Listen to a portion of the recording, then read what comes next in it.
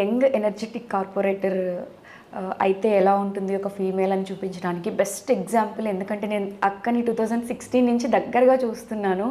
So ప్రతి ఈవెంట్లో చాలా యాక్టివ్గా లైక్ ఒక యాంకర్ కానీ ఒక ఆర్టిస్ట్ కానీ ఎలా పార్టిసిపేట్ చేస్తారు, ఒక స్పోర్ట్స్ పర్సన్ కానీ అలా అనిపిస్తుంది. చాలా నిండుగా ముచ్చటేస్తుంది నిన్ను చూస్తే. ఇప్పుడు హైపర్ యాక్టివ్గా ఏదో ఒక ఈవెంట్స్ కండక్ట్ చేస్తూ స్పాన్సర్ చేస్తూ ఉంటారు కదా.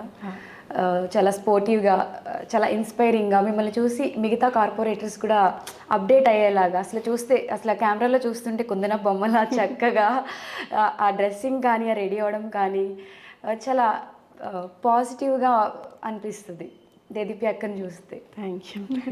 సో యాక్చువల్గా ఇవే కాకుండా పక్క స్టేట్ వాళ్ళకి కూడా ప్రాబ్లమ్స్ అంటే హెల్ప్ చేస్తున్నారంట. పక్క స్టేటా? ఏం ప్రాబ్లమ్స్? కొన్ని విన్నాను నేను. ఏం లేదు చేసిన హెల్ప్స్ గుర్తులేవు మేబీ. అండ్ హాస్టల్లో కూడా నేను ఒక 2-3 దగ్గర విన్నాను.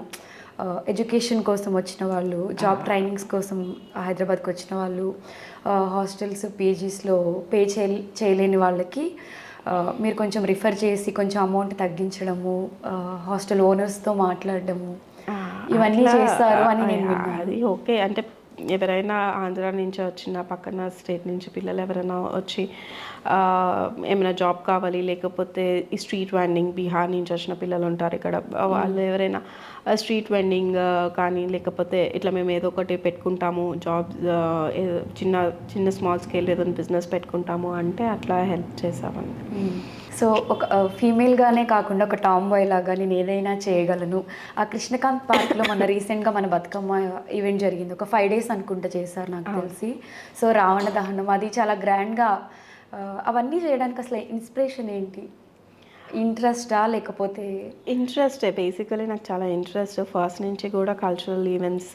అంటే బేసికలీ నా బిజినెస్ కూడా అదే ఉండేది, తత్వ ఈవెంట్స్ అని ఉండేది. మేము ఈవెంట్స్ చేసేవాళ్ళం కాబట్టి ఫస్ట్ నుంచి ఇంట్రెస్ట్. దానికి తోడు చెప్పా కదా ఎమ్మెల్యే గారి సపోర్ట్. ఎమ్మెల్యే గారు 24/7 సపోర్ట్ చేస్తూనే ఉంటారు. ఏ స్టెప్ తీసుకోవాలన్నా కూడా ఆయన సహకారం తప్పకుండా దాంట్లో ఉంటుంది. కాబట్టి మేము ముందుకెళ్తూ ఉన్నాం. ఈవెంట్స్ అంటే బతుకమ్మకి ఆయన గిఫ్ట్స్, ఒక రోజు ఆయన గిఫ్ట్స్ ఇస్తారు, మిగతా 3 రోజులు లాస్ట్ బతుకమ్మ ప్లస్ రావణ దహన కార్యక్రమం. దసరా అంటేనే రావణ దహన కార్యక్రమం కాబట్టి కృష్ణకాంత్ పార్క్ దగ్గర మేము చాలా గ్రాండ్గా చేస్తాం. సుమారు దగ్గర 10,000 మంది క్రౌడ్ వస్తారు. ఒక బ్రాండ్ లాగా సెట్ చేయాలంటే వెంగళరావు నగర్ ఫెస్టివల్ అయినా కానీ కృష్ణకాంత్ పార్క్ అనేది మన వెంగళరావు నగర్ కార్పొరేటర్ దేదీప్య గారికి ఒక అడ్డా. అక్కడ పెద్ద ఈవెంట్ జరుగుతుంది, మాకు బోర్ కొడుతుంది, ఇంట్లో ఏం తోచట్లేదు అనే వాళ్ళు కూడా అక్కడ ఈవెంట్ జరుగుతుంది అని చూడడానికి వచ్చిన వాళ్ళు కూడా ఉన్నారు. అవును. గత 5-6 yearsగా అయితే అదొక పెద్ద అడ్డలాగా అయిపోయింది కృష్ణకాంత్ పార్క్ నిజంగా. ఎందుకంటే వెంగళరావు డివిజన్కి చాలా పెద్ద ఎసర్ట్ కృష్ణకాంత్ పార్క్. దాని ముందు మేము ఏ ఈవెంట్ చేసినా కూడా అక్కడే చేస్తున్నాం కాబట్టి. సో రీల్స్ గురించి కొన్ని ట్రోల్స్ చూసాను నేను మీడియాలో బాగా. ప్రతి న్యూస్ ఛానల్లో హైలైట్ చేసి అసలు కార్పొరేటర్ పొజిషన్లో ఉండి అసలు ఇలా రీల్స్ చేయడం ఏంటి అని చెప్పి. అసలు అది నాకు తెలిసి ఆ రీల్స్ చేసింది కూడా బిఫోర్ పాలిటిక్స్కి ముందే చేసావు. దాన్ని అసలు ఎవరు వాంటెడ్గా ప్రమోట్ చేసి కావాలని కొంచెం తగ్గించడానికి ప్రమోట్ చేసినట్టుగా నాకు అనిపించింది, కొంచెం బ్యాడ్ వేలో. నీకు తెలుసు 2015-16లో మూవీ రిలీజ్ అయింది. అప్పుడు డబ్ స్మాష్ అనేది ఒకటి ఉండేది. అది టిక్టాక్ కూడా కాదు, టిక్టాక్ అని చెప్పి ట్రోల్ చేశారు. బట్ టిక్టాక్ యాక్చువల్గా పబ్లిక్ ప్రొఫైల్. డబ్ స్మాష్ అనేది అది చాలా ప్రైవేట్ ప్రొఫైల్. ప్లస్ నా ఇన్స్టాగ్రామ్లో ఉన్న వీడియోస్ అవి. ఓకే. అంటే నేను పాలిటిక్స్లోకి వస్తాను, కార్పొరేటర్గా కంటెస్ట్ చేస్తాను అనే ఐడియా కూడా నాకు అప్పుడు లేదు. ఆ టైంలో తీసుకున్న వీడియోస్ అవి. ఎందుకంటే బేసికలీ నేను క్లాసికల్ డాన్సర్, కొంచెం డాన్స్ అన్న ఇట్లా అందరూ ఆ టైంలో కాలేజ్ గోయింగ్ స్టూడెంట్స్ కానీ అందరూ చేసిన ఇవే.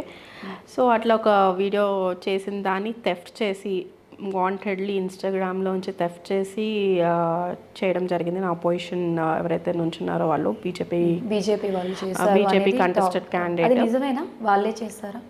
అవును. అంటే నేను సైబర్ క్రైమ్లో కంప్లైంట్ ఇవ్వడం కూడా జరిగింది. బేసికలీ ఎలక్షన్స్ ముందు, అది కార్పొరేటర్ అయ్యాక కాదు. కరెక్ట్గా ఎలక్షన్స్ మూమెంట్ టైంలో రిలీజ్ చేశారు.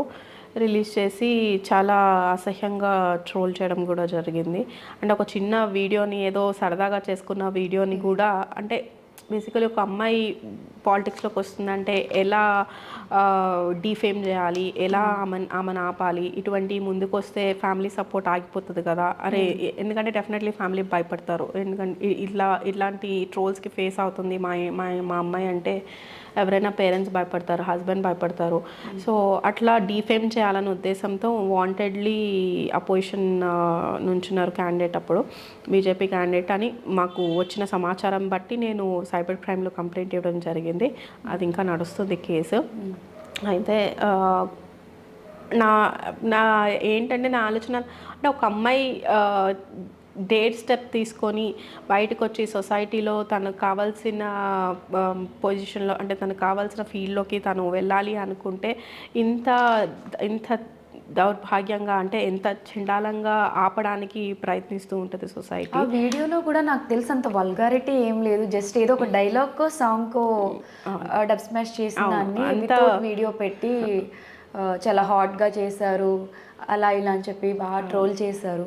అది చూసినప్పుడు అనిపించిందా యాజ్ ఎ ఉమెన్గా నేను అబ్బాయి అయి ఉంటే బాగుండేది?